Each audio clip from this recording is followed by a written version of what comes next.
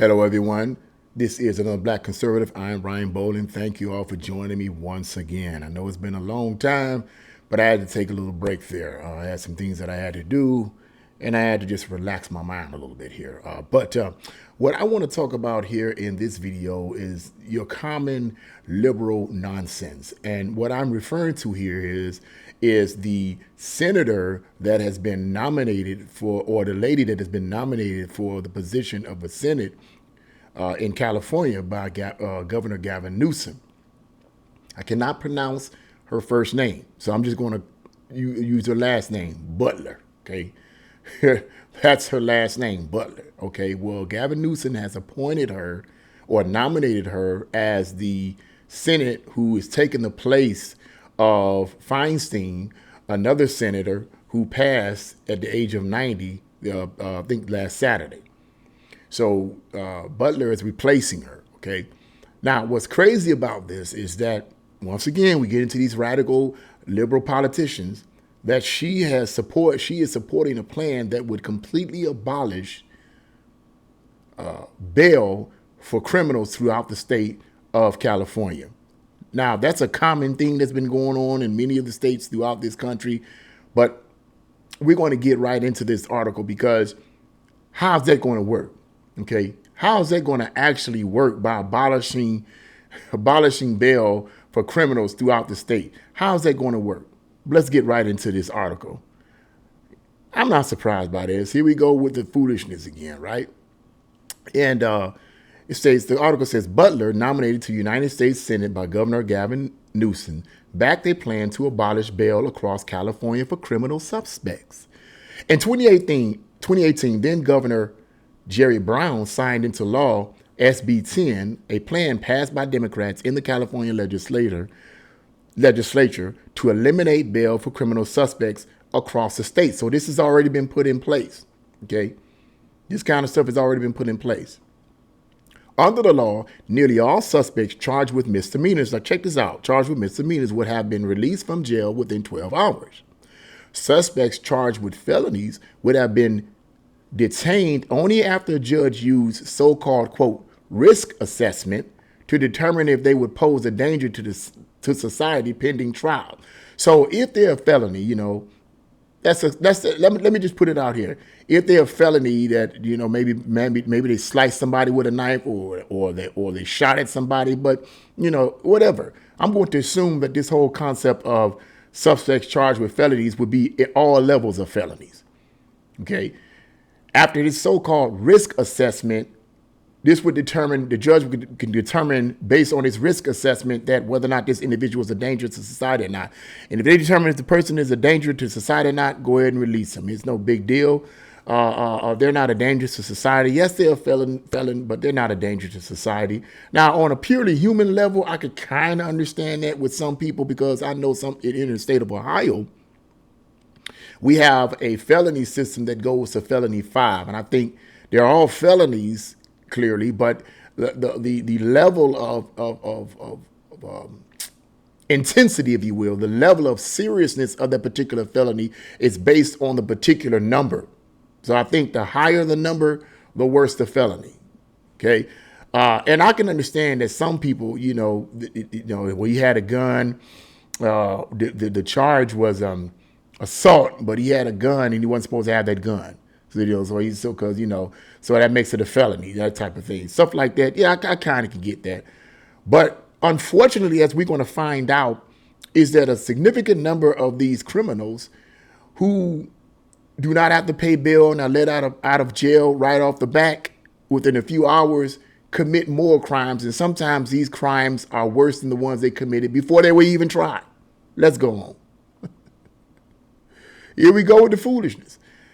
In 2020, thanks to a statewide referendum, California voters rejected the plan by a more than 55% majority. Okay, that's good, okay? But that doesn't mean anything, right? Butler, who has been nominated by Newsom to replace the late Senator Dianne Feinstein, who died on Saturday, was a major backer of the plan while she served as an executive board member of the Service Employees International Union. And here's her words. Now, here's the part that I want you guys to listen in on here, because this is totally crazy. It's double talk at the highest levels, okay? Or confusion, to say the least. And this is what she says. She says, today is a turning point for justice in California. Today is let's just analyze it. Today is a turning point for justice in California. Howard is getting rid of, right off of that statement right there in the sentence, that clause in the sentence, looking at that clause in the sentence, okay? How is eliminating bail for criminals turning point for justice? How is that justice? Who are you doing justice to? Could you argue, well, we're doing justice to the criminals? Come on. Let's go on. Today is a turning point for justice in California. And SEIU members, or Service Employees International Union members, are proud to have helped lead the way in creating a safer state and moving California closer to our vision of restorative justice, Butler said when Brown signed the plan into law. Get that. She says, are proud to have helped lead the way in creating a safer state. So eliminating bail is creating a safer state. Safer for who, you goon? Who is it safer for? And see, this is the thing that kills me, man. When are Americans, okay? And I'm just going to bring this out. I'm just going to bring this out. I'm going to bring this out. Because it always comes to this. Unfortunately, Butler is a black woman. It's a black person, you know. It's always got to be black. Always got to be these black people, that black politicians or black whoever that supports these crazy criminals. What is this fixation that we as black people have with criminals? I mean, is it cool? Why are we supporting and helping to aid and assist criminals? And then when they give us hell in our neighborhoods, we want to cry for the police. We want to get mad at the police. You contradicting yourself. It ticks me off when we do this. And I say we, because even though I don't do that foolishness, I put myself in it because unfortunately, I'm in there because that's how other people see me. Okay. Doesn't matter how I carry myself, how professional I carry myself, how moral I am. Doesn't matter. Other ethnic groups look at me as a black man that's just like all the rest of them, criminals and thugs, and want to cuss everybody out and hate everybody, got a chip on his shoulder and everything else. I'm not that. But unfortunately, because we have politicians and leaders who are black, who support criminals and push this kind of stuff, then that's how they look at me. It's ridiculous. And that's how they look at all of us, really, honestly. Let's be realistic. That's how they look at all of us. Holding it, when you get on the elevator, they're holding their purse. They don't even look you in the eye because they think you got an attitude with them. I experience this all the time. And I don't have an attitude with anyone. The only attitude that I have is with the politicians and these leaders. That's the attitude I have. But I can't do anything about that. Okay, I can't do anything about that. But let's go on. Ridiculous. Butler, so she says, help lead and create a safer state and moving California close to our vision for restorative justice, Butler said when Brown signed the plan into law. Just ridiculous. Just ridiculous. Butler also suggested she wanted to, quote, see, quote, even more sweeping reforms in the coming years, end quote, to California's criminal justice system. This is crazy, man. Just absolutely crazy. By eliminating the discriminatory money bail system that preys on the poor and working people like SEIU members, SB 10 is a significant step forward in our movement for equality and civil rights, Butler said at the time. And this is crazy. Let's dissect this part. It's just by eliminating the discriminatory money bail system that preys on the poor. I don't believe this money bail system preys on the poor. Okay? This kills me. Liberals, far left liberals, but liberals in general, I hate to say it, tend to think that way. And I don't think they mean any harm by it, the regulars. Okay? I don't think they mean any harm by it. I really honestly believe that they've been brainwashed by the liberal establishment and the liberal mainstream media. That's all you watching is liberal mainstream media and liberal outlets. That's what you're going to think. You're going to think that a system like this, a justice system, bail is preying on poor people. But the last I checked, poor people can do bad things too. Rich people do bad things. Poor people do bad things. Okay. Rich people can kill. Poor people kill. Rich people rape. Poor people rape. I mean, what are you talking about? How is it preying on them? If you commit the crime, you must do the time. Let me say this before I move any further. I'm going to get into the religious part here. Okay. As a Christian, I believe that there's going to be a judgment day that's going to take place. The book of Revelation and the 20th chapter talks about the great white throne judgment. And in that judgment, just follow me down the red, yellow brick road here, and you see what you're going to see the parallel. In that judgment, the Bible says that everyone is going to stand before the judgment seat of God. Okay, those who have rejected Christ are going to stand before the judgment seat of God. And it says, all people, rich, poor, the small, the great. Okay, the phrase small and the great refers to people's status. If you're great, you got a lot of money, you're going to stand before it. If you don't have a lot of money, a lot of status, you're going to stand before it. And guess what? Every individual is going to be judged by the perfect judge, which is God, who knows us endlessly. He knows us perfectly. So there won't be any excuse during that time. Because everyone, regardless of your status, regardless of how much money you have or how much money you don't have, you're going to all be judged on the same basis, the same standard. And that standard is God himself. And what's my point? I think you see what I'm saying. It's going to be a totally fair judgment. It doesn't matter about your race. It won't matter about your race. It won't matter about how much money you have or how much money you don't have. Won't matter about your status. Same principle here. Okay. Same principle here. Our judicial system, it shouldn't matter about whether or not you poor over the judicial system, rather the criminal system. It shouldn't matter whether or not you poor or rich. Okay.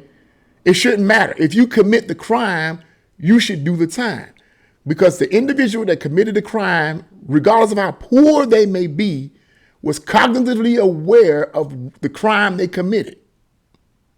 So whether you poor or not, it's null and void. The system, I don't believe, is taking advantage of that.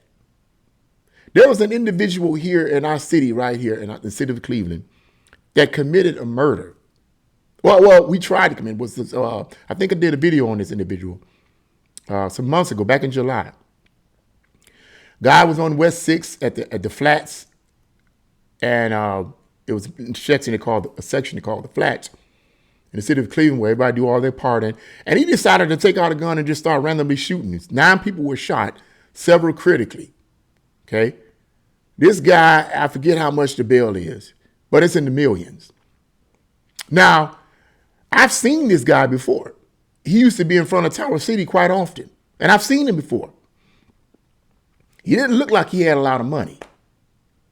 He looked like one of these wandering knuckleheads that wander around all day without any direction or hope. And I pray, I don't mean it in any way hateful, but that's what they do.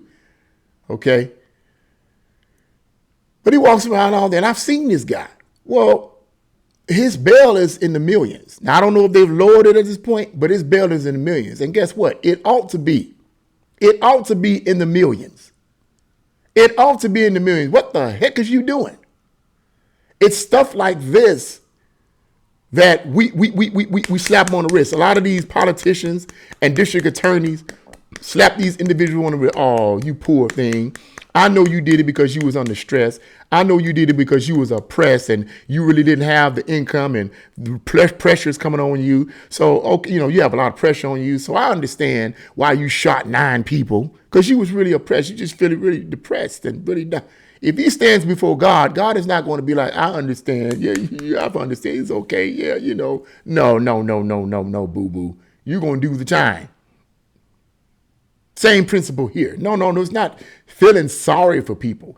The criminal justice system is not, I don't believe at all, taking advantage of poor people. So this statement that she said here is stupid. It's awkward. And far as I'm concerned, a bunch of BS. Okay? Let's go on. Butler said, as we celebrate this milestone in our march towards justice, Members of SEIU are more energized than ever to keep fighting for equality throughout our criminal justice system. These people literally think that they're doing something. This lady and all these far left radical communists, but I can go into them, but I ain't gonna go into that right now because you already know where I stand on that. Watch my previous videos, you know where I stand on that. These individuals really honestly believe that they're doing justice. But justice, as I ask again, for who? For the victims or the criminals? It sounds like to me, this is justice for the criminals. You feeling sorry for the criminals because you believe they're poor. Now, what if this person was rich? Would you do the same thing? What if the person was rich and had a lot of money, or middle class and had a lot of money, and they committed these horrible crimes, these felonies? What would you do then? No, they got money. There was no need for them to kill. You got to understand, just because you're poor, and before I move on, just because a person is poor or they don't have a lot of prestige or recognition or a lot of material things, doesn't mean that they should go into crime. There are a lot of people who are poor, like really poor, who don't go into crime. They just keep pushing. They just keep striving, and they hold on to their integrity. They refuse to bow down to what is wrong because they have integrity, and that's what's missing in our society. What's missing in our society is a lack of integrity. We've been told that do what you feel, do what you like, go with the flow. We've been brainwashed to believe that nonsense is good. But where has that gotten us as a society? We may have grown in technology, but as far as morals and values, we stink. We're a cesspool of depravity. And it needs to stop. Let's go on. But watch this. Watch this. Okay. In cities and states that have eliminated bail for criminal suspects, crime has seemingly skyrocketed, the article says. Then it gives an example. For example, in New York, which began imposing a similar bail reform law a few years ago, more than 72% of those charged with felony violent crimes went on to commit additional crimes after being released from jail. Gee, I wonder why. I'll tell you why. That I believe it is. Because they figured no consequences. No consequences. I'm not going to do any real hard time. I'm going to do my little bit of time and whatever, and do it, but I'm not going to do any real hard time. I can make it through that. I can deal with a year or 2 years or whatever, or community service. I can deal with that. No big deal. So, because you've eliminated these bail reform programs, okay, no big deal. Okay, no big deal. And even though these people, and here's the thing, eliminating the bail simply means that the person commits the crime, they go to jail. The jail is a holding cell, if you will, is where they're being held until the trial. And if they've been proven guilty beyond a reasonable doubt, then of course they go to prison. So jail is where they're held, okay? Well, eliminating of the bail obviously says, okay, you guys don't have to do any time in jail, you cool. But if it's like that, it's going to be like that all the way through. They're more than likely are going to commit more crimes and sometimes worse crimes than before then. And this is what this article is saying. Let's go on.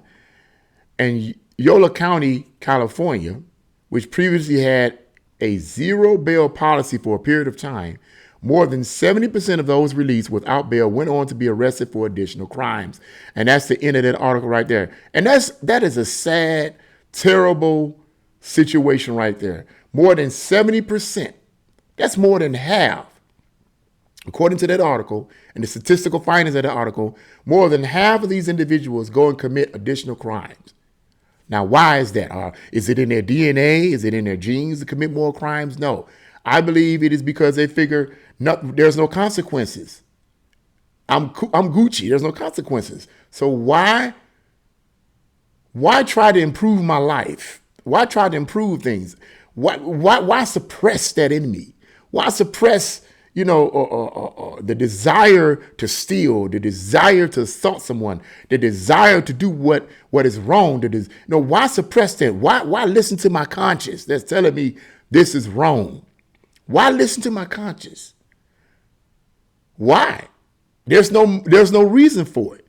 But if you have strong bail laws, okay, and if you have laws that punish criminals justly, that act as a deterrent, then more than likely there will be less of these kind of crimes in our society. You see, these liberal politicians, okay, think they're doing a service for you and I. But when they do stuff like this and eliminate bail or lessen bail or whatever, and these criminals are let out of jail and they commit additional crimes, guess who suffers these additional crimes? Guess who suffers the consequences? You and I. You and I, we suffer those consequences. But the liberal politicians that are fighting for justice for you, right? They don't take any blame for it. You question them, they come up with all kinds of dumb, stupid, double-talking excuses. And we fall for it every single time. It's about high time Americans, white, black, Hispanic, you name it, wake the heck up. Stop letting these far left, communist liberal politicians trick you into believing that they're trying to help you. They're not helping you. The studies have shown it and life has shown it. We're seeing it every day. Every single day we're seeing this. I see it all the time in my city. Crime has risen terribly in the city of Cleveland. And yet our mayor, our progressive, he's progressing, he's so progressive. Our progressive mayor sits behind his ivory desk, smiling with that big cheese smile, talking about, I'll be there. I'll be there. Yes, I'll be there, buddy. And no one likes him. No one likes him because the stuff he pushes, the stuff he promotes is not helping our city in terms of crime. Now you have to get other agencies to come in and help. We've lost over 100 of our police officers, and the city only hired 28. We've lost over 100 of them, but we hired only 28. Try to reconcile those two numbers. Meantime, crime is going up in the city of Cleveland. Gee, I wonder why. Oh, our progressive mayor defunded the police when he came in. He defunded the police. But everybody was like, oh, we need to vote for you. I just, he came out of nowhere. Man came out of nowhere, smiling, and yeah, I'm so vibrant and young and black. And everybody, black and white, voted for him. A lot of the white people was voting for him because of white guilt. If I don't vote for him, I'm racist, so let me vote for him because he's young. And I know that because I had a white woman who came up to me and asked me about him when he first got in. Did I vote for him and this, that, and the other? And I said no. And I didn't know half of what I know now, but I said no. I knew enough to know that he was not the one I was going to vote for. I said, no, I did not vote for him. But I asked her, I said, why did you vote for him? Well, he's young and energetic and he's a black guy. You talking to a black person. That's what I wanted to say. And I says, okay, but do you think that's the reason why you should vote for him? Because he's young and black and energetic? What does being young, black, and energetic have to do with policies? The worldview of the person you marked your vote for. What does that have to do with policies? It's the policies that is going to dictate the course of your city, your state, and your country. It's the policies. And she was like, well, you know what? I really appreciate you, and shook my hands, because she's like, I really appreciate you saying what you were saying. She didn't agree fully with what I was saying, but she appreciated the fact that I didn't say what she thought I was going to say, especially being a black guy. I didn't say what she thought I was going to say, okay? See, that's what shocked her. What, really? Really? Wow. Yeah. I don't think like everybody else. You can't put me in a box. Okay, you can't confine me in some little box because I'm black. I'm supposed to think like this and talk like this and act like this. The devil is a lie. I think, act, and talk the way I want to think, act, and talk. And the way God designed me to do it. Ain't no politician, Democrat or Republican, dictate that to me. I'm a conservative because the conservative platform is things that are more in line with what I personally believe in. I'm not a conservative because it's so awesome. My worldviews reflect the conservative worldview because of what I stand for and what I personally believe in. I believe in protecting our borders. That's dumb to have the borders wide open, regardless of whether you're Republican or Democrat, conservative or liberal. That's dumb to have the borders wide open. What sense does that make? None whatsoever. I'm against abortion, killing babies. I could go all day on that. I'm not going to get into the detail of that. I'm against it. It's murder. Okay? And all these babies being aborted, if they were allowed to live, they could add to some revenue in our states. These Democrats pushing for abortion. We got to abort these kids, abort. And they fail to realize that the millions of babies that your policies push to abort, if they had been allowed to have been born, okay, if you promote life and those kids that you aborted that you pushed to be aborted were allowed to be born into this world, they could make something out of themselves, get careers, and work jobs where you can get the taxes from. But you want them aborted, right? So there's less people born in the city, in the state, and in the country. Guess who suffers more higher taxes? We do. Because you want to push for abortion to kill up all the people that could be potential taxpayers. See the retardation in that? I'm just going to tell it like it is. This is the new improved me, okay? People don't agree with it. That's fine. It's my opinion.